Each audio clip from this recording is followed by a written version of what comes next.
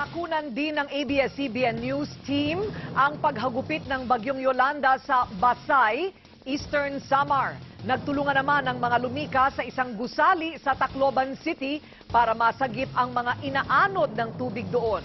Nagpapatrol si Stanley Palisada. Maagang lumikas ang mga residente ng Basay sa Eastern Samar.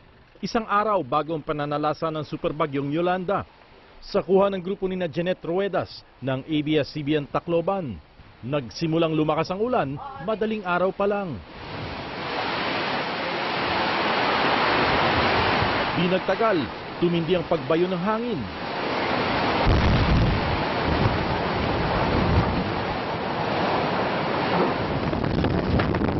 Sa Tacloban City, ramdam din ang hagupit ng bagyo.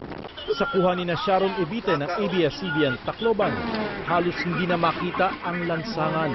Napilitan ang kanilang crew cab na sumilong sa isang gusali. Naghintay silang humupa ang unos. Pero di kalaunan, kinailangan nilang umalis sa sasakyan nang manalasa ang storm surge.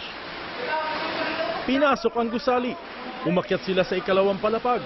Habang nasa taas, nagtulong-tulong sila sa pagsagip ng ilang inanod ng tubig. Kita ang takot sa mga biktima. Kumabit na kami nga kumabit. Bitano. Bakit na tunan? Nag-iwan ng malawakang pinsala ang dilubyong dala ng superbagyong Yolanda. Stanley Palisada, Patrol ng Pilipino.